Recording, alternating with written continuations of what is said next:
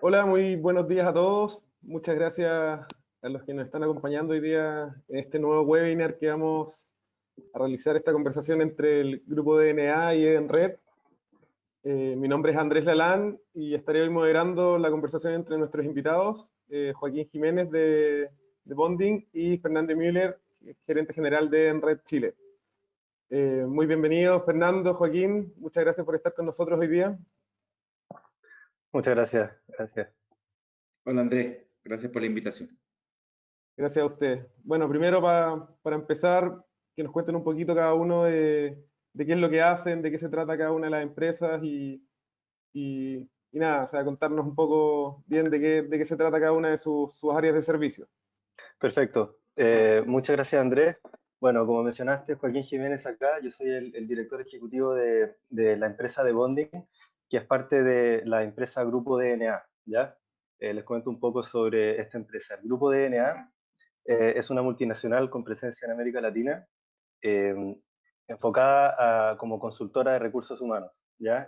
Son especialistas en todo lo que es reclutamiento y selección de personas, en recolocación laboral también de personas y assessment de todo tipo para lo que son los recursos humanos, apoyados también muy fuerte con una empresa que se llama Show Me the Money, donde hacemos estudios de compensaciones, salarios, beneficios, ¿ya? Esta es una empresa que tiene el headquarters en Santiago, en Chile, está presente también en Perú, Colombia, Argentina, Brasil, México, y con una sede también en Estados Unidos, que nos ve toda la parte que es el sur de Estados Unidos y Caribe, ¿ya? Muchísimos años de experiencia en todo lo que es el reclutamiento, selección, transición laboral, y lo que más me gusta de esto es que eso es un grupo de empresas, porque justamente, si bien compartimos todos ser del mismo grupo, cada una de las empresas se enfoca en un pilar específico, ¿ya? Hablando específicamente de lo que, donde yo trabajo, que es en The Bonding. The Bonding es la plataforma digital que permite con que empresas puedan publicar sus vacantes, y el diferencial que tiene The Bonding es que encuentra candidatos que no solamente están apropiados para los requisitos técnicos o habilidades que la vacante requiere, sino que también candidatos que están alineados a la cultura de la empresa. Y creo que es por ese lado que nosotros nos vamos a enfocar un poco más en esta conversación, ¿ya? Todo lo que es la cultura de las empresas y el ser un poco más centrado en lo que es el colaborador de la empresa, ¿ya? Muchas gracias por la invitación. Muchas gracias, Joaquín. Bueno, Fernando, nos cuenta un poco tú de Edenred, qué hacen, de qué se trata. Bueno, sí, buenos días y gracias a todos los que están conectados en este webinar. Edenred es una compañía multinacional con más de 50 años de experiencia en el mundo, cuya principal misión es conectar empresas con comercios, ¿ya? En Chile, la principal actividad que desarrollamos, donde somos más conocidos, es en el ticket restaurant, y en general estamos orientados hacia los beneficios de los colaboradores. Hacemos esta conexión a través de los usuarios, que son los que antiguamente portaban estos papelitos, pero hoy día son transacciones digitales o fondos dedicados que permiten garantizar o la alimentación o la ejecución de un presupuesto de vestuario o garantizar el beneficio de la vacuna, por ejemplo. Somos una compañía, como decía, estamos en más de 45 países. En Chile tenemos 22 años en el mercado con casi 4.500 clientes, más de 350.000 usuarios y una red de comercio de más de 15.000 compañías que van desde el almacén del barrio hasta los más grandes retailers del país. Y nada, muchas gracias, como decía, por la invitación y creo que lo que vamos a conversar hoy día hace todo el sentido en el momento que estamos viviendo. Bueno, muchas gracias a ambos. Nuevamente, gracias por tu participación, ya que, bueno, justamente lo que vamos a conversar hoy día es cómo toda esta situación del coronavirus, la pandemia, ha cambiado y afectado nuestras vidas, ha cambiado la cultura de las empresas y ha movido un poco el tablero en el fondo en cuanto a rutinas, roles, trabajo, la productividad y cómo esto ha tenido efectos en los colaboradores.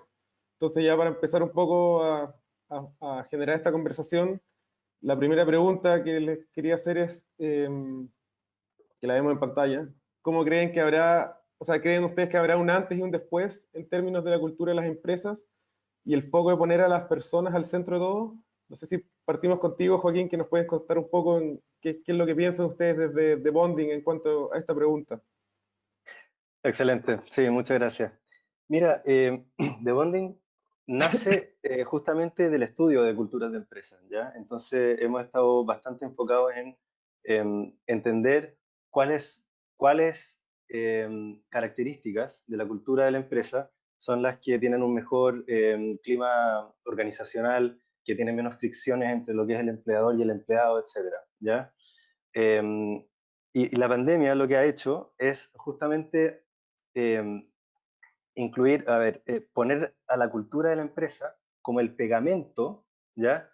Que unifica las relaciones de los colaboradores, ¿ya? Eso es lo que hace la cultura de la empresa. Cuando uno está físicamente en un lugar, ¿ya? Obviamente tienes un factor físico que mantiene, digamos, como pegamento el espacio físico, ¿ya? La geografía, digamos, de la oficina.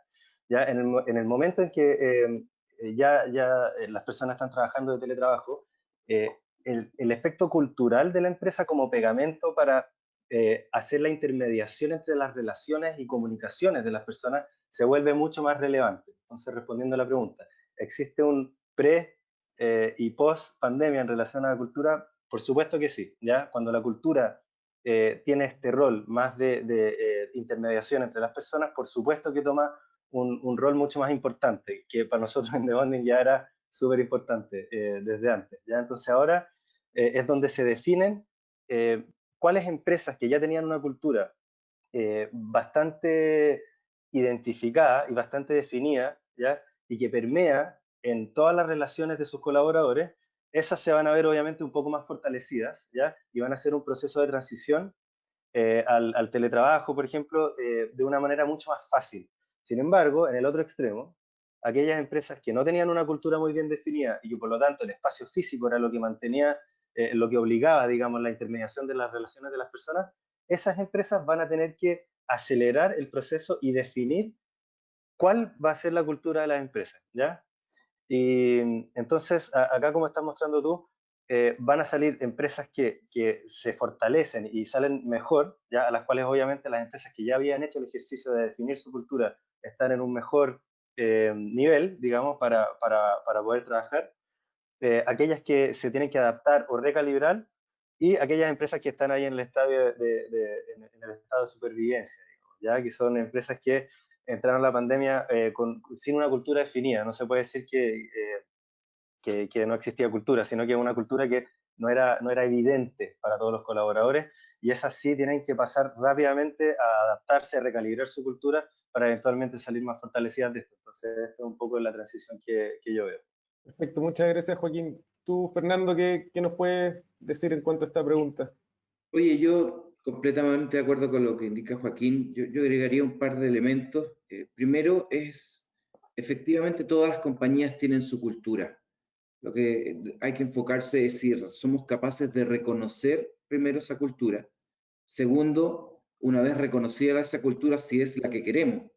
Porque también existe, ¿cómo decirlo?, cierto autoconformismo, cierta forma de pensar que la cultura que yo tengo pegada a las paredes es la que realmente se vive día a día.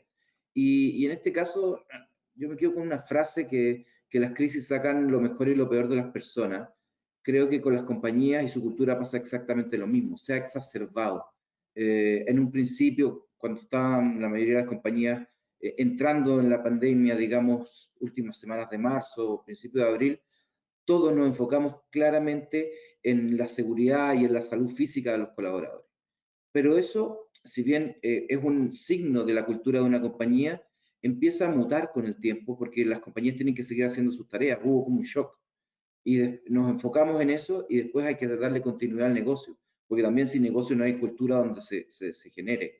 Entonces yo diría que, tomando las palabras de Joaquín, yo creo que lo fundamental está en poder definir en dónde estamos. Que la pandemia va a generar un antes y un después, creo que definitivamente sí. Hacia dónde va a ir va a depender mucho de los liderazgos de la compañía, pero también del punto de partida, porque, como decía adelante, esto se va a acelerar, se va a concentrar, los signos de la cultura o las formas cómo cada compañía trata a sus colaboradores o su conjunto de valores, etcétera, se ven mucho más concentrados en este tipo de situaciones. Y por eso creo que el medirlo y el tomar una decisión desde el liderazgo hacia dónde vamos a llevar esto en cualquier tipo de organización es lo que va a ser fundamental hacia el futuro. Y de ahí lo que es Employee Centric, claramente eso es una forma, es una corriente que nosotros adherimos totalmente, las compañías la hacen personas, pero tú no puedes pedirle a alguien que está en un estado de supervivencia culturalmente o en la compañía que avance tan rápido. Estos son cambios que no se transforman del día de de la noche a la mañana, y las compañías tienen que tener, si deciden hacerlo, porque nosotros consideramos que ahí hay mucho valor, es algo en lo que hay que invertir tiempo, plata, energía, conversaciones, muchas veces volver a repensar decisiones que son incluso a veces medias autómatas, pasándolas por el tamiz de la cultura o por la cultura que uno quiere, etcétera. Tal cual. Sí, si puedo agregar un elemento que Fernando mencionó que es importante resaltar es lo siguiente. Nosotros en The Bonding creemos que no existe una cultura mejor que la otra, ¿ya? Existe cultura, ¿no? Hay que definir cómo nosotros como empresa queremos reconocernos, ¿ya? Básicamente. Y si es que quiero ser más colaborativo o más comercial o más innovador o más tradicional, en qué aspectos yo quiero hacer de cada forma. Nosotros medimos eso, pero es importante resaltar que no quiero que las empresas que creen que no tienen su cultura definida digan ya. Entonces, dime tú cuál es la mejor cultura de empresa. No existe la mejor cultura de empresa. Existe la cultura de tu empresa, ¿ya?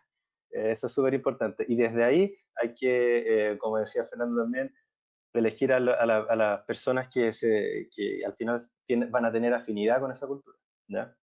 En base a lo que ustedes nos señalan, ¿cuál es como su análisis, sí, en términos generales de la situación de las organizaciones en Chile? Si están más o menos preparadas para este cambio, si culturalmente los pilló como mal parados, como una visión así como general de la empresa. Obviamente hay algunas que están mejores preparadas que otras, etcétera. Pero ¿qué es lo que opinan ustedes en ese sentido? Fernando, por ejemplo. Mira, a ver, yo creo que hace rato que venimos escuchando, nadie lo vio venir, ¿eh? Pero en este caso yo creo que las compañías chilenas, ahí el experto en medición es Joaquín, pero hay muchas compañías con culturas muy potentes. Creo que el síntoma más relevante es la velocidad con que nos transformamos. Mira, lo que decía es que tú hacías una pregunta en el fondo si nos pilló bien parado o no. Y para ser bien concreto, yo creo que nos pilló bastante bien parado. Esa es la sensación que tengo. Creo que en el mercado nacional las compañías tienen una cultura fuerte. Eh, Hay de todo, por supuesto, pero la velocidad con la que nos transformamos al home office, muchas de las compañías, una gran porción, y que ha seguido funcionando, por supuesto no es lo mismo en empresas de carácter productivo, hay de todo, pero en general se aguantó, siendo empático con los que no han pasado bien, pero se aguantó bastante bien la velocidad del cambio. Joaquín, ¿qué opinión Sí, tienes al respecto? sí, comparto con Fernando. A ver, acá de nuevo hay que hablar de culturas definidas, ¿ya? Y lo que dice Fernando es muy cierto. Hay muchas empresas que tienen su cultura definida, ¿ya? Y en Chile sobre todo, lo que con más probabilidad matemática se encuentra son empresas que tienen una cultura y este tipo de cultura es más tradicional. ¿Ya? Eso no es tan así, este porcentaje de empresas no es tan grande en Argentina, en Perú, en Brasil, en Colombia. ¿Ya? Entonces, esa es la cultura que tenían definida. Y lo divertido es que la cultura que ellos tienen definida, que las hace ser tradicionales, en uno de los aspectos que nosotros preguntamos en The Bonding es, por ejemplo, si es que tienen o no horarios flexibles, ya con las personas. Y la respuesta generalmente de empresas tradicionales es que no. Nosotros no ofrecemos horarios flexibles, nosotros tenemos un horario fijo, a los que los colaboradores están perfectos. En términos de cuando ocurre la pandemia, lo que pasa es que tú tienes ahora un teletrabajo, por lo tanto tú no ves físicamente llegar a la persona. pero lo que han hecho todas las empresas que se definen tradicional y no quieren dejar de serlo, son reuniones de ahora obviamente por Zoom o por cualquier otro tipo de reunión grupal, pero virtual, a las 9 y después otra a las 6, para que sepan que las personas están trabajando de 9 a 6, por ejemplo.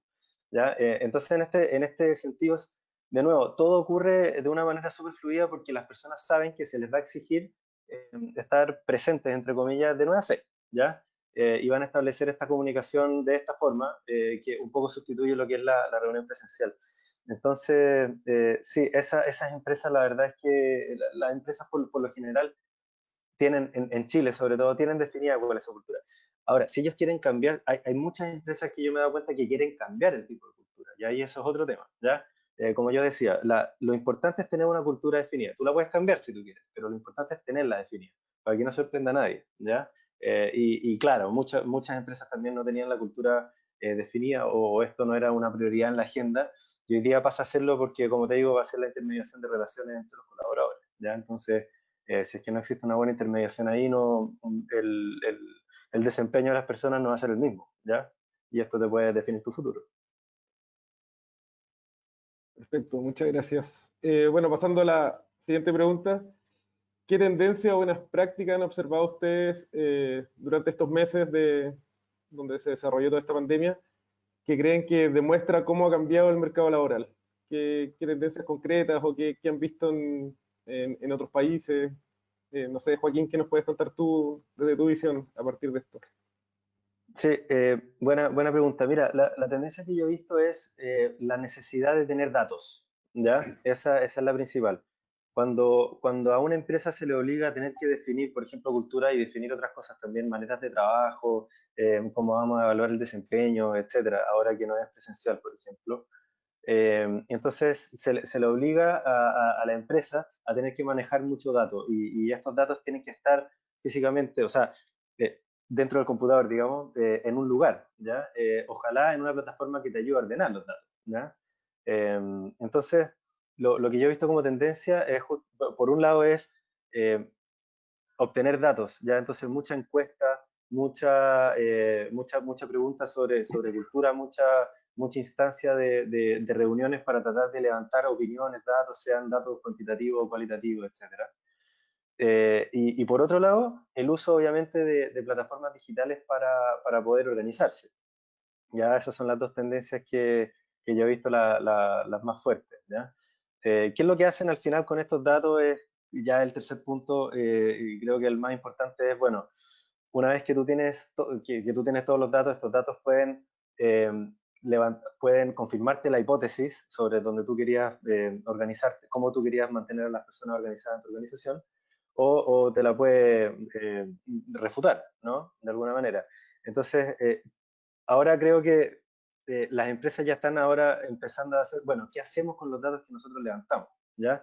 Y ahí está justamente la definición de acciones, del plan que se va a hacer de aquí hasta fin de año y que creo que va a permanecer en los años que vienen, ¿ya? Cómo nosotros nos vamos a definir, cómo nosotros nos vamos a organizar, cuál es la plataforma que vamos a usar para entender qué es lo que las personas están haciendo y si lo están haciendo bien o mal, cómo va a ser la evaluación de desempeño, evaluaciones psicolaborales, todo esto tiene que empezar a concentrarse en una plataforma digital para al final correlacionar los datos y poder tomar las mejores decisiones como empresa.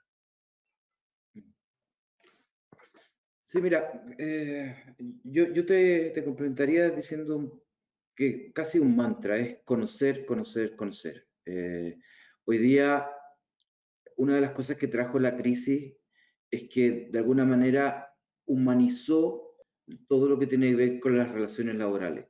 Nos sentimos todos igual de frágiles, igual con la misma posibilidad de no solo enfermarnos, sino de tener familiares, no sé, nuestros papás o adultos mayores cercanos con una fragilidad mucho más grande.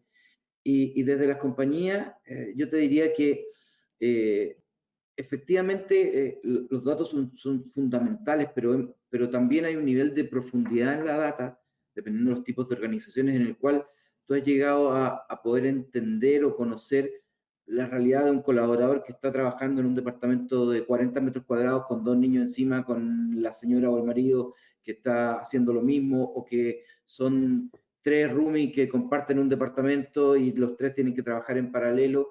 Y yo, la verdad, lo que me he cuestionado es que, no sé, antes de la pandemia tú pasabas por los pisos donde trabajabas y en, no sé, en 20 minutos, entre saludando y todo, preguntabas y de alguna manera generabas una conexión, pero era una conexión muy amplia y muy poco profunda.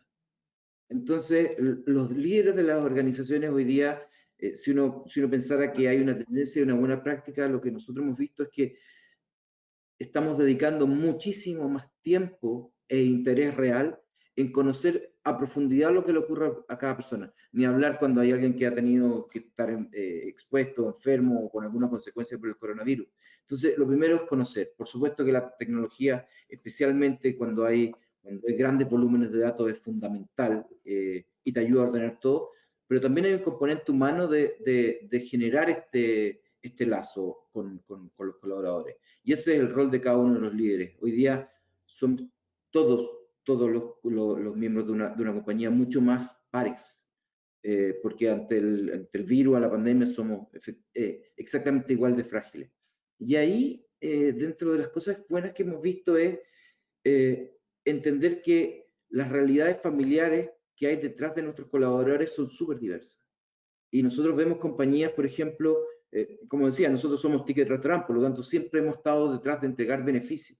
Cuando empezó la pandemia, transformamos nuestro producto y empezamos a generar unas tarjetas solidarias que las municipalidades se las entregaban a sus vecinos que necesitaban alimentos. ¿Ya? Es una forma digital de esto que está tan de moda de la caja de alimentos para Chile. Con algunas ventajas, pero eso no viene al caso. Pero también lo interesante que nos dimos cuenta es que algunas compañías con una cultura fuerte y preocupadas del cuidado de sus colaboradores, al entender que estaban pasando por una situación económica complicada, han decidido invertir, por ejemplo, en estas tarjetas solidarias. ¿Para qué? Para garantizar la alimentación de sus colaboradores. Hay que entender, y lo digo con harto respeto, que no todos los colaboradores son personas que están en los tramos más altos de impuestos. Hay muchas realidades en las compañías. Y el conocer y el entender qué hay detrás ha permitido que compañías con culturas fuertes se preocupen con medios tangibles para ayudar a su equipo. Perfecto, muchas gracias a ambos.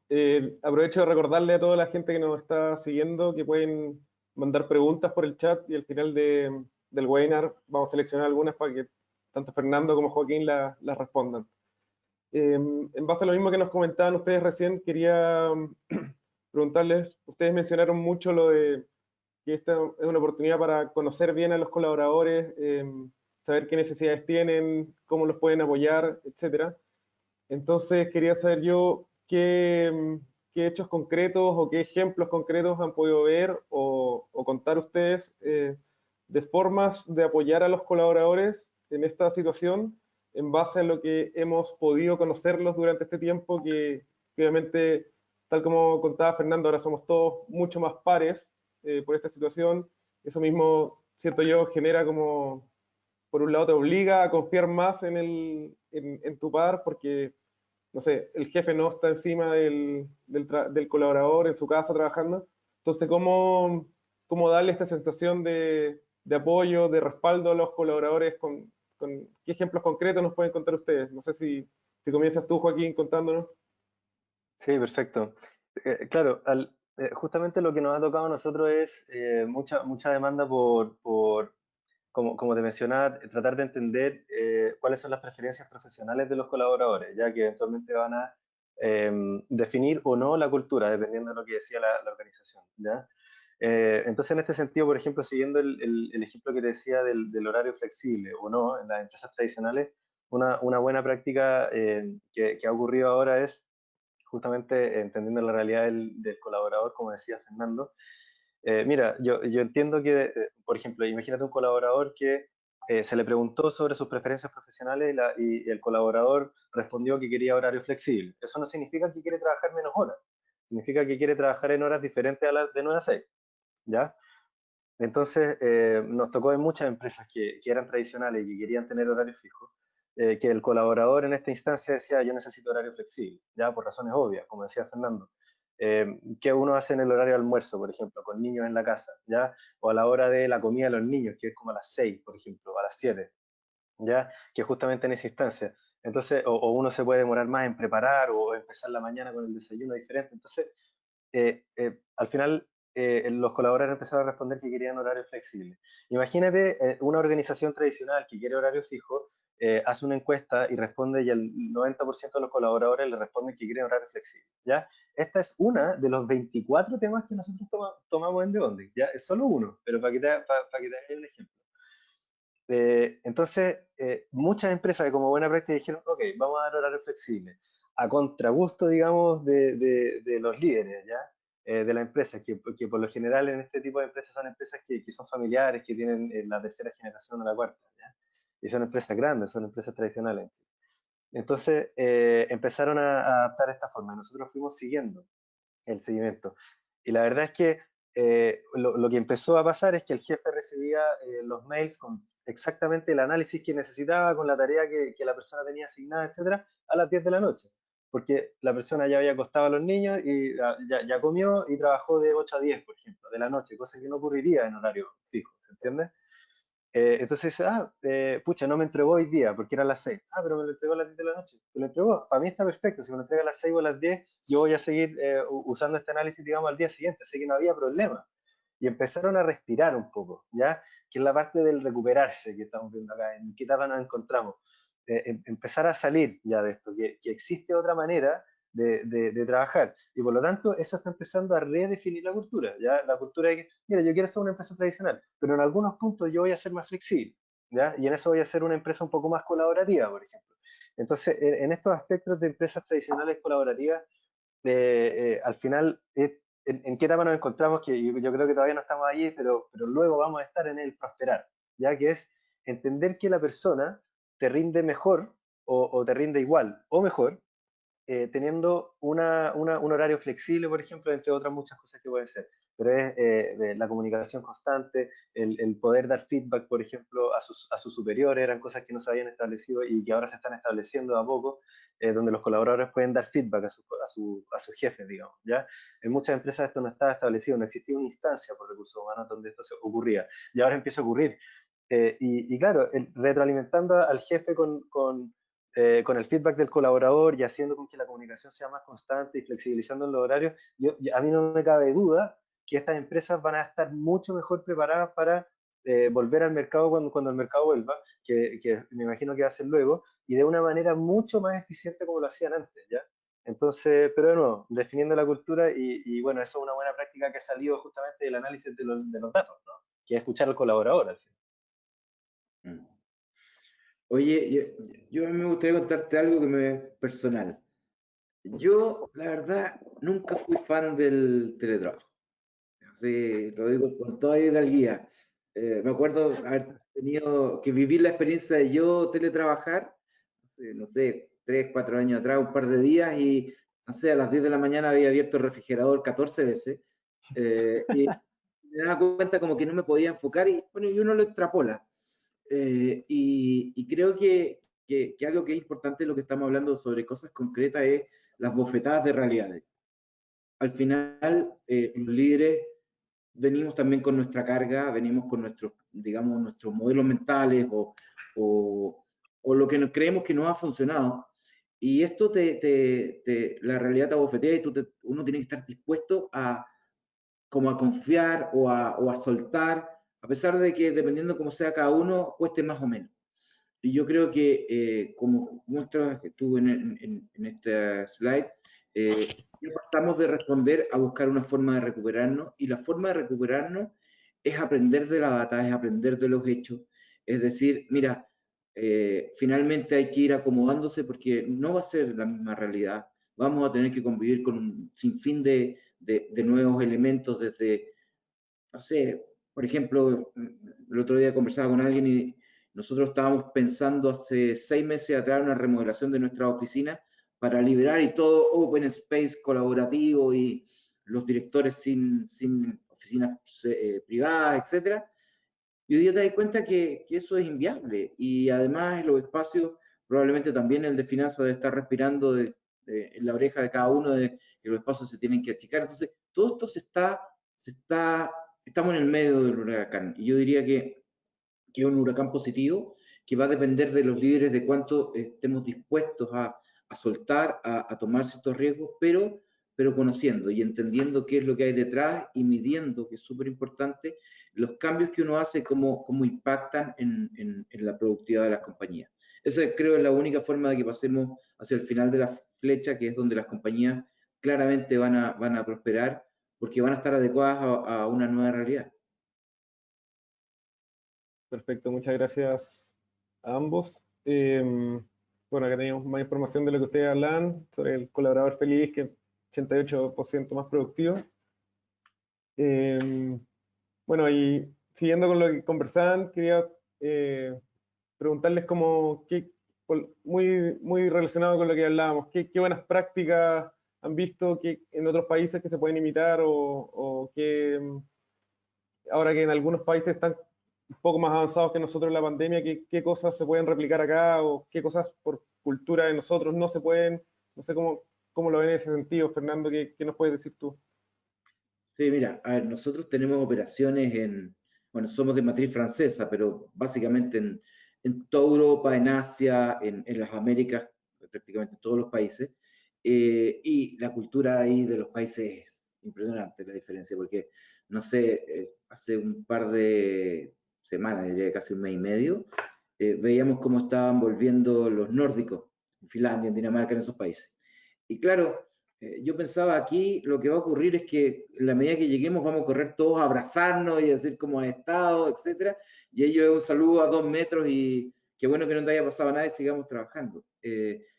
La compañía, al menos en red, en el caso de Europa, ha centrado su estrategia en entender las necesidades detrás de volver o no. Y nosotros acá estamos haciendo algo parecido. Por ponerte un ejemplo, hicimos una encuesta el otro día y el 15% de los colaboradores quería volver ya. Entonces tú te preguntas qué hay detrás de eso. ¿Hay alguien que realmente lo está pasando mal en su casa? Y finalmente, sin entrar a juzgar nada, puede ser desde que alguien que esté complicado con quien convive hasta que esté solo, y la oficina pasa a ser un espacio. También te das cuenta que hay colaboradores que finalmente no van a poder venir si no tienen con quién dejar a sus hijos porque no hay colegio. Entonces, como que el pensamiento tradicional tendría que ir a decir, ok, uno por medio o estas funciones críticas, pero en realidad las compañías que hemos logrado mantener la continuidad operacional en teletrabajo, yo creo que hay que ir priorizando, y que es lo que se ha hecho principalmente en Italia, en Francia, en España, priorizando primero quienes tienen el deseo de ir, porque como decía, van a estar contentos de estar trabajando y si no tienen el deseo de ir van a estar frustrados yendo. Por supuesto, automatizado con ciertas actividades que lamentablemente no se pueden hacer vía teletrabajo. Entonces, lo primero es como entregar la oportunidad. Segundo, entender que las relaciones intraoficina son totalmente diferentes porque hay que cuidarnos. O sea, no se trata de que andemos como en una burbuja cada uno, pero hay que ser responsable y esto es, no sé si has escuchado un típico dicho bien antiguo, que el clima laboral lo hacemos todos. Eso es súper real, pero hoy día el cuidado lo hacemos todos, porque lo que hemos visto es que basta un pajarito que se fue a meter con COVID a alguna parte y hay una comunidad que se contagia. Entonces, creo que las compañías, por supuesto, tenemos una inversión importante en temas de seguridad, tenemos una responsabilidad gigante con cuidar a nuestros colaboradores en sus casas y en las oficinas, pero también va a haber un tema de responsabilidad individual gigante, del uso, del aseo, de no acercarse. Y creo que ahí culturalmente, pucha, es triste que lo diga, pero nosotros somos más alegres, más cercanos que nuestros amigos europeos, y eso nos juega en contra en esta pasada. Eso tiene muchos, muchos beneficios, pero en esta pasada la frialdad teutona hace que esto sea mucho más sencillo, y ni hablar en Asia. Joaquín, no sé si tú quieres complementar algo. Sí, solo complementar el punto de la comunicación. Creo que las conversaciones de pasillo, por ejemplo, son para una empresa, son instancias que aumentan bastante el desempeño de una empresa. Y las conversaciones de pasillo en teletrabajo se acabaron, ¿ya? O sea, tú tienes que, ¿cómo hacer una conversación de pasillo por virtual? ¿Ya? El chat, por ejemplo, de WhatsApp o algún otro tipo de chat puede que no sé, pues que de ahí salga algo, pero de alguna manera algo se va a perder y como dice Fernando, nosotros los latinos, ¿ya? Y ahí incluyo algunos países de Europa que también tienen raíz latina, nos vemos un poco más afectados porque parte de nuestro desempeño y de nuestras características que nos destacan como profesionales son justamente el ser bueno para relacionarse, ¿ya? Entonces, comunicación fluida y transparente es una buena práctica que hay que mantener, que de seguro tenemos que implementar, ¿ya? Y eso se implementa haciendo un ejercicio, digamos, ¿ya? Y esto hay que cambiar el hábito, básicamente, ¿ya? Mandar un buenos días al chat, por ejemplo, y ahí de repente, oye, viste no sé qué cosa, ya, ok, y ahí te sale una idea para tu trabajo, o alguien te da una idea o alguna buena práctica de su trabajo que tú la puedes implementar en el tuyo, que son cosas que ocurren o que resultan de las conversaciones de pasillo.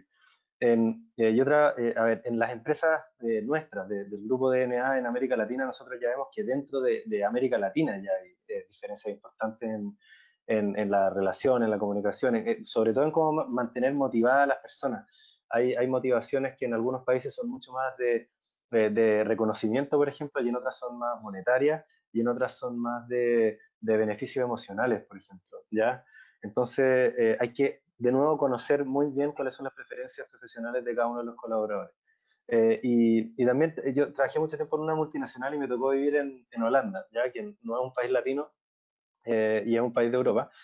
Y, y una de las cosas que se había implementado ya hace mucho tiempo, que creo que se va a quedar ahora después de la pandemia, ahí respondiendo a la pregunta de cuáles son las buenas prácticas que creemos que, nosotros, que van a ocurrir y ya están ocurriendo, de hecho, es la dimensión de los espacios, como decía Fernando, ¿ya?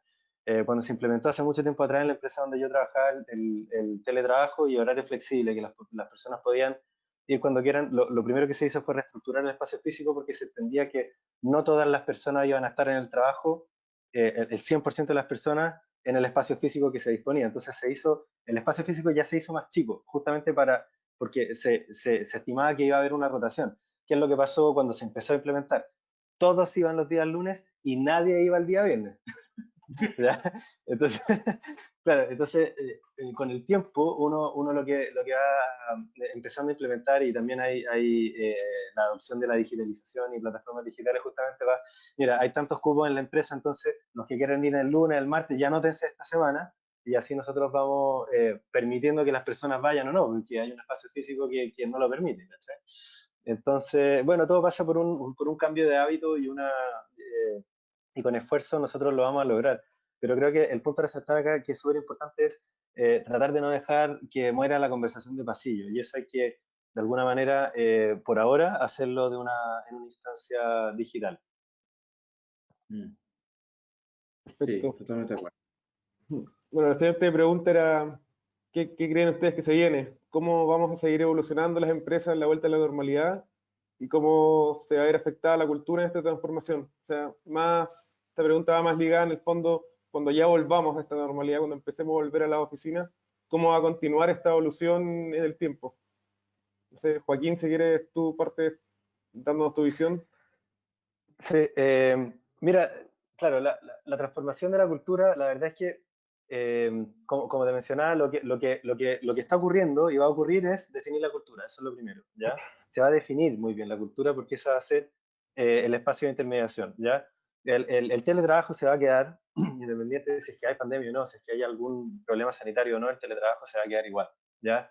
Porque se demostró que las personas pueden tener un buen desempeño haciendo el teletrabajo. Algunos sí, otros no, como decía Fernando ahí. Yo en lo personal tampoco, o sea, tengo un buen desempeño en el teletrabajo, pero no es que me guste, o sea, yo prefiero la conversación de pasillo en alguna instancia, tomarme un café con alguien, quedarme encerrado en mi casa no es la idea, ya, por lo menos el 100% del tiempo. Eh, Conocer a los colaboradores, todo eso son las tendencias que se van a quedar. Eh, creo que lo más importante es el cambio de hábito, que no es fácil, ¿ya? Tanto con los años de trabajo que tengo, que son bastante para la edad que tengo. Pucha, la verdad es que el cambio de hábito siempre ha sido lo más difícil, ¿ya? Y son cosas simples como el vendedor tiene que poner los datos en Salesforce, por ejemplo, ¿ya? Si no, yo no sé lo que hiciste comercialmente, no te puedo medir tu desempeño.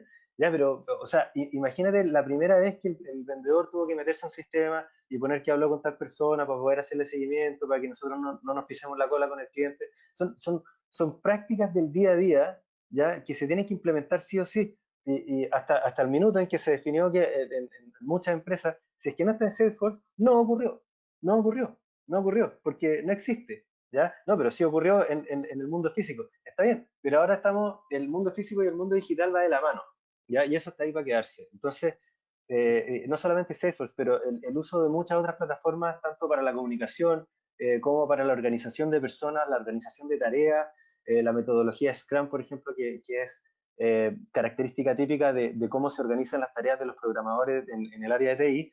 Eso es una metodología que nosotros obviamente la podemos implementar en todas las tareas de cualquier persona, ¿ya? Y para eso hay muchas plataformas digitales que nos pueden ayudar a entender qué es lo que está haciendo cada colaborador, cuánto se están demorando en sus tareas.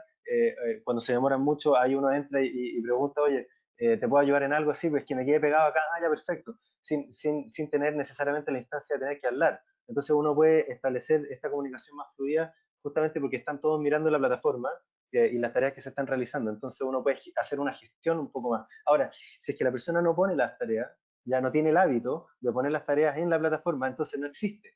Y no es que no exista, ¿cachai? Pero ese cambio de hábito no es fácil y la empresa que lo puede aplicar de manera más rápida es la empresa que va a tener mejor desempeño, ¿ya? Que va a salir más fortalecida de todo esto. Sí, mira, a ver, para no repetirme, porque estoy de acuerdo con todo lo que con lo que dice Joaquín, me gustaría enfocarme en dos temas que son en adición a eso. Uno, estamos claros con el aumento del teletrabajo, pero también todo esto de conocer a las personas pasa por entender, nosotros acá, yo creo que hay un grupo de héroes, así de simple, que son los que han mantenido la operación física porque han corrido riesgos, uno ha tratado de minimizar al máximo el que se han expuesto en estos últimos 3 meses a trasladarse dentro de la ciudad, a estar en las oficinas. Y ahí hay temas, de nuevo volvemos al tema de conocer en qué están, de conocer cuáles son sus realidades. Y creo que en esto de la comunicación es súper importante entender que no todos podemos ser teletrabajables. Entender que hay ciertos niveles de compensaciones y eso te lo dicta la cultura de la compañía. Para decir que hay alguien que está poniéndole el hombro por mí en la organización, yendo todos los días y exponiéndose todos los días. Y ahí las compañías tienen que extremar sus cuidados con ellos. Creo que hay que dar un espacio de reconocimiento de todas maneras a los que son, digamos, cargos que son operativos, no digitales. ¿Ya? Y ahí creo que hay un tema también que va a ser una tendencia de valorar cuál es la línea crítica de continuidad de la compañía. Muchas compañías pasaron por momentos que estaban funcionando prácticamente con el mínimo. Un buen ejemplo son todo lo que sabemos de las compañías aéreas, pero realmente todos hoy día hemos aprendido de esta necesidad mínima de cuidar a estos colaboradores que están en una situación diferente, que tiene sus riesgos, que tiene sus niveles de compromiso, que les cambiaron muchas cosas. Voy a decir una tontera, pero nosotros somos ticket restaurant y nos damos cuenta de que no es restaurante. Entonces, alguien que está viniendo a la oficina, que antes comía o almorzaba en el sector, hoy día no hay dónde. Entonces, los productos, por ejemplo, también se tienen que acomodar a eso, tienen que ser capaces de trasladarse a poder comprar alimentos cerca de las casas, a funcionar con supermercados, etc. Ese es el primer punto, también tener en consideración a los equipos que no son 100% teletrabajo. Y lo segundo es el último recuadro que yo juntaría los dos últimos que tiene que ver un tema con la imagen reputacional de las compañías que es fundamental. Yo creo que todos los que estamos acá miramos de repente en LinkedIn algún posteo de alguna compañía que, no sé, no cerró sus puertas o cerró sus puertas y mantuvo a sus colaboradores o está haciendo esfuerzos gigantes por cuidar a su gente. Y eso finalmente el mercado lo va a recompensar. Lo va a recompensar no solo por la ética que hay detrás, sino también porque te demuestra que es alguien con quien uno quiere hacer negocio. No quiero traer datos para no cometer ningún error acá, pero uno se da cuenta de que hay compañías que son mucho más transparentes, que en su comunicación hacia adentro y también hacia el mercado, cuentan por lo que están pasando y que privilegian a sus colaboradores y se transforman en referentes y son los que van a traer el día de mañana al mejor talento.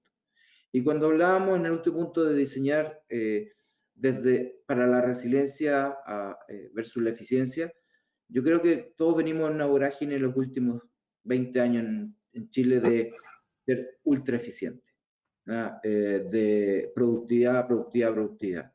Y no quiero hacerle quita a eso porque yo personalmente es algo que suscribo, pero esa productividad, al menos lo que hemos vivido en este país los últimos 10 meses, va a estar matizada profundamente por la capacidad, por la resiliencia que hay. Y yo sé que es una palabra que ha estado bien manoseada en los últimos años, pero esta capacidad de enfrentar una crisis, de reconvertirse con una velocidad alta, es súper productivo al final. O sea, es algo en que las compañías van a tener que considerar en la adquisición de talento, en el diseño de su cultura, en cómo enfrentamos las conversaciones, porque el mercado o las condiciones que vamos a enfrentar van a ser cambiantes. No sé, a mí me pasa siempre cuando uno ve las cosas como en términos del tiempo de la historia o te vaya a otras escalas, te das cuenta que en los últimos 20 años hemos generado más información que en toda la historia de la humanidad y así. Entonces, todas estas crisis o estas situaciones que estamos viviendo, sea un tema sanitario, sea un tema social, sea un tema económico, son situaciones que vamos a enfrentar cada vez con más frecuencia. Y es una herramienta dentro de la cultura fundamental para poder destacarse más adelante. Perfecto, muchísimas gracias a ambos. Y bueno, ahora voy a dar espacio para leer alguna de las preguntas que han mandado los asistentes. ¿Vale? Bueno, la primera es de Félix, quien pregunta, ¿esta modalidad de trabajo implica adaptar necesidades de organización entre empresa y colaboradores? Requiere basarse en la confianza, en la responsabilidad del empleado, fijando reglas flexibles y comunicándolas con transparencia. Fundamental mantener canales de comunicación abiertos, pero dentro de pautas prefijadas y acordadas, si no se transforma en una anarquía. ¿Qué opinan? No sé quién prefiere partir respondiendo, Joaquín. Sí, la confianza en el colaborador. Eso es algo ese es un tema bastante importante, ¿ya? A ver, acá hay dos prismas por lo cual uno puede ver esta pregunta. El primero es el del líder, ¿ya? Si uno le pregunta al líder, ¿tú confías en tus colaboradores antes de la pandemia? Te va a decir que sí. Y si te dice, porque los tiene en un espacio físico, se relaciona mirándolo a los ojos, etcétera. Después cuando dice post pandemia, ¿tú confías en tus colaboradores? La estadística que tenemos nosotros es que muchas personas que antes te habían respondido que sí, solamente por el hecho de que no están físicamente, ahora te dicen no tanto. Ya no te dicen que no, pero bajó la confianza. ¿Y qué es lo que hizo que bajara la confianza al final? Es que en su casa yo no sé si es que esta persona va a tener el mismo desempeño. Acá creo que la respuesta, la pregunta que nos tenemos que hacer es si esta preocupación del líder, y me estoy enfocando por ahora en el ángulo del líder, es válida o no. Y yo encuentro que sí es válida. Yo encuentro que sí es válida porque no todas las personas tienen un buen desempeño o el mismo desempeño en teletrabajo que estando físicamente, ¿ya? Porque la preferencia profesional de la persona eh, puede ser que sea ir a la oficina. ¿Ya? Independiente si es que, imagínate que volvamos al mundo en el que nuestros hijos y toda su casa, que la persona viva sola, digamos, ¿ya? Que no tenga ni una distracción. El refrigerador, por ejemplo, como decía Fernando, o cualquier otra cosa, es algo que a lo mejor él tiene que tener la disciplina de renunciar y no todas las personas tienen que ser obligadas a renunciar a eso, sino que se quieren ir a un espacio físico donde ellas firmaron el contrato y quieren ir a la oficina y porque ahí trabajan mejor. ¿ya? Entonces, es una preocupación, o este cambio de opinión, vamos a decirlo así, es completamente entendible por el lado del líder. Por el lado del colaborador, imagínate que recibe una respuesta que antes el jefe decía que sí confiaba y ahora dice que no confía tanto, ¿ya? El colaborador, acá está la pregunta más, o sea, la respuesta más ética, es, escucha, pues ya no confía en mí, ¿por qué? O sea, yo le tengo que demostrar de alguna manera. ¿Por qué le tengo que demostrar yo? ¿En qué minuto en mi contrato yo puse que tenía que demostrar mi trabajo en teletrabajo para que la persona confiara en mí? Ahora, no es una obligación, pero sí es entendible que la persona de alguna manera demuestre que está entregando, por lo menos tan bien como entregada, en una modalidad de teletrabajo, porque está obligado a hacerlo, ¿ya? Entonces, creo que yo como colaborador, ya estoy respondiendo como colaborador y a lo mejor también como jefe, pero como colaborador yo respondo, mira, es súper entendible que yo tenga que demostrar resultados y que yo tenga que mantener, o sea, hacer algún ejercicio de disciplina, ¿ya? Para que en esta modalidad ganarme la confianza de mi jefe. Yo creo que eso está bien. Y creo que las relaciones de confianza se van a establecer en tiempo y se van a establecer dependiendo de la entrega al final. Ya tanto de la entrega del jefe y la transparencia en su comunicación y todo eso hacia el colaborador y viceversa. Al final es una calle de dos vías. Entonces, creo que ahí la respuesta que te puedo dar yo es, mira, la confianza es algo que se da por dos lados, ¿ya? Que se da, el colaborador también tiene que confiar en su líder y el líder tiene que confiar en su colaborador y en instancias en donde el trabajo ya no es típicamente como lo era antes, en otro formato, perdóname, pero sí tiene que establecerse en tiempo y con entrega que esto puede llegar a ser así, que la confianza se puede restablecer o se puede confirmar de que efectivamente en esta nueva modalidad de trabajo se puede, la respuesta es positiva en el caso de la confianza existía, ¿no?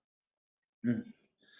Oye, yo complementaría también la pregunta de Félix, que está súper buena, con otra parte al final que hablaba de, evidentemente, los temas de transparencia, pero de generar ciertos límites, y usó una palabra de si no esto es una anarquía. Es bien interesante porque a mí se me ocurre responderlo desde la cultura, tal vez no desde la cultura de las compañías, pero desde la cultura de los países. Y volvemos a nuestra esencia latina. Cuando no hay confianza, los límites son estrechos y se transgreden todo el tiempo. O sea, piensa en una sociedad más desarrollada, un ejemplo tal vez medio burdo, pero transporte público. El transporte público es un guardia por cada persona en ciudades como la nuestra y tienes 25% de evasión.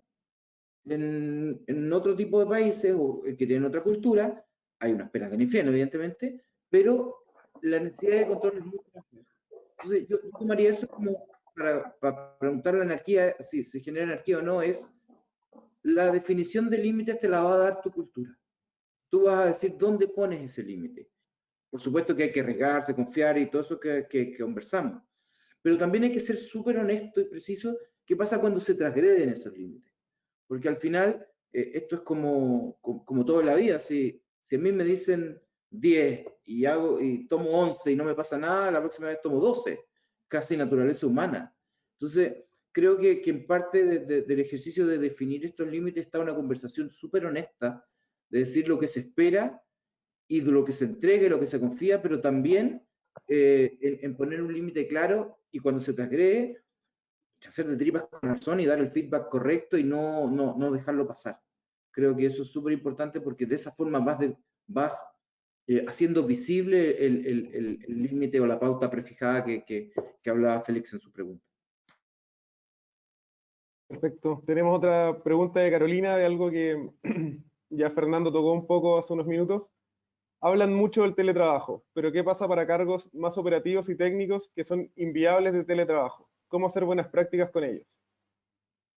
No sé, Fernando, si tú quieres complementar lo que ya dijiste hace un rato. Sí, a ver, la realidad la vivimos todos. O sea, claramente el cambio al que estamos sujetos es diferente para los que nos tuvimos que reconvertir a teletrabajo, para los que tuvieron que pasar por la experiencia de estar solos, por decirlo de alguna manera. Yo no sé si a los que están escuchando alguna vez les hace sentido esta idea, pero Hay empresas donde uno siempre conoce que hay una oficina o un departamento, algo que le dicen Siberia. Y eso lo que trata de decir es que es alguien que está olvidado, que está lejos. Y eso es un error súper importante que te ha llamado la pandemia a corregir. Los equipos, por supuesto que hay compañías que son 100% operativas y ahí otra cosa, pero cuando tienes que convivir con dos tipos de equipos, uno operativo y uno que está en teletrabajo, las casuísticas son súper distintas, los miedos son súper distintos. Y lo que yo diría, para no repetirme con lo anterior, es que hay que ser capaz de reconocer lo que está viviendo cada una de las personas en la situación que le tocó vivir. O sea, los que están poniendo el hombro porque tienen que venir es súper distinto el que está angustiado porque está solo hace 4 meses o 140 días en el caso de nosotros que llevamos en las casas. Y eso pasa de nuevo, volviendo a la raíz, por conocer, por dar una respuesta adecuada, por manejar los datos y por entender que hoy día hay que poner mucho más tiempo y energía en llegar con soluciones reales para cada segmento de los colaboradores de la compañía. Joaquín, ¿tú crees? Sí, complementando que, claro, el trabajo presencial que se debe seguir haciendo, ahora obviamente tiene sus características de sanitarias, digamos, ¿ya? Y la disciplina que se tiene que tener en relación a la seguridad del colaborador, que es lo principal. Entonces, en ese caso, claro, la empresa tiene que definir, y ya las deben haber definido todas, pero tiene que definir súper bien que sus colaboradores entendieron cuáles son las medidas de seguridad que eventualmente van a proteger la salud de los colaboradores, ¿ya? Creo que hay que tener una comunicación constante ahí también, porque es muy importante que el colaborador entienda, no solo decir cuáles son las reglas, sino que efectivamente hacer con que se cumplan y que las personas la entiendan. Entonces, para mí la seguridad sanitaria para las personas que están trabajando presencial la prioridad número uno, y tienen que establecerse eso como un hábito. Perfecto. Claudio les pregunta, ¿qué recomiendan tomar en cuenta para definir perfiles de nuevas contrataciones dado este nuevo escenario? Sé, Joaquín, si seguimos contigo. Claro, esa es mi día a día. Mira, a ver, pues obviamente te voy a responder que yo creo fielmente en lo que nuestro producto entrega, que es el mejor colaborador para tu empresa. Es aquel colaborador donde las preferencias profesionales de él, ¿ya? Se realizan en el ambiente laboral. Eso es lo que nosotros decimos que es el match cultural, o sea, que la empresa proporciona un ambiente laboral en el cual las preferencias del profesional se encuentran siempre. Y a mayor porcentaje de match, como le decimos nosotros, mejor es la afinidad entre uno y otro, y por lo tanto todos son más felices, el colaborador trabaja mejor, etc. Pero en términos generales, bueno, ahí te invito a que entres a la plataforma y veas cuáles son las preguntas. Tú puedes hacer un usuario, es gratuito, y puedes ver cuáles son las preguntas que nosotros preguntamos. Son 24 preguntas, pero son en diferentes áreas. Una es la cultura, otra es el estilo de liderazgo, el estilo de carrera, los intereses de la empresa. La empresa es reconocida ¿por qué? Porque recicla, por equidad de género, por ser innovadora. ¿Dónde quieres trabajar tú? ¿En un ambiente de este tipo, de otro tipo que es más colaborativo, más comercial? Para mí, en el futuro de la contratación es exactamente ese, porque nosotros diseñamos, digamos, de bonding justamente porque eh, las personas la mayor tasa de rotación en las empresas se debe a esta poca afinidad. No es una cuestión no es un rasgo de personalidad de la persona. Eso ya es más micro, es más macro. Las personas se van porque, pucha, mi jefe no me escucha. Obvio, si es que no hay una instancia de recursos humanos donde tú puedas retroalimentar a tu jefe, entonces obviamente no te va a escuchar, no existe esa instancia, ¿ya? Son todos muy formales, yo soy más informal. Y después de 4 meses uno se decepciona y se quiere ir de la empresa. Entonces la rotación de las personas o la falta de producción también, la falta de motivación, la falta de entrega al final y de compromiso es justamente por ese motivo, porque tus preferencias profesionales, que también pueden cambiar a lo largo de tu carrera, no se encuentran en el ambiente laboral que tu empresa te proporciona. Entonces la respuesta es, de aquí para adelante, lo mejor es encontrar una persona que primero haga todo el check de los requisitos técnicos de la vacante que tú necesitas, obvio, pero también encontrar a aquella persona que sus preferencias profesionales se ven reflejadas, digamos, en el ambiente laboral que tú proporcionas. Es muy importante definir que el ambiente laboral que tú proporcionas y por lo tanto la cultura de tu empresa lo defines tú o lo definen tus líderes, ¿no? Entonces hay que tener eso muy bien definido justamente para poder atraer al talento que también tiene esas mismas preferencias. Ese es el mejor match. Oye, yo no puedo estar más de acuerdo con lo que dice Joaquín, yo creo que esa es la esencia de todo, en generar ese match. Yo levantaría como para complementar la respuesta en que la realidad del mercado es que va a haber un aumento de oferta de profesionales. Y al haber un aumento de profesionales o en general de todo tipo de colaborador, uno se puede ver tentado a poner por encima de este match cultural, digamos, a alguien, no sé si la palabra es sobrecalificado o que a ponerle mucho más peso a los temas técnicos. Pensando en el largo plazo y en la carrera de los colaboradores, el match con la cultura y el estilo de la compañía va a ser toda la diferencia. Por supuesto que es gente valiosa, pero creo que no hay que confundirse ahí. Hay que tener en cuenta esas características. Las organizaciones y su cultura son complejas. No se pueden llegar y definir en una palabra. Entonces, creo que hay que, de nuevo, invertir tiempo en escarbar profundamente, en entender, porque lo que uno pretende es tener organizaciones en las cuales la gente esté contenta, esté alineada y comparta no solo la cultura, sino la misión, los objetivos de la compañía, la forma de hacer negocio. Y eso creo que es súper, súper relevante. Perfecto. Bueno, la última pregunta para no abusar del tiempo de nadie. ¿Qué acciones, pregunta Doris, puede hacer la compañía para mantener su cultura cuando se han hecho acciones que han afectado sus ingresos? Entonces, Fernando, si tú comienzas respondiendo. A ver, sí, entiendo yo cuando se refiere a acciones que han afectado su ingreso de una compañía que, digamos, que la está pasando mal, que ya los ingresos no son los mismos que habían. Esto es el huevo o la gallina, o sea, al final la recuperación va a venir de todas maneras y creo que si, digámoslo de una forma, si hay poco budget, el foco debería estar claramente en la comunicación. La comunicación es gratis, es solo tiempo de nosotros.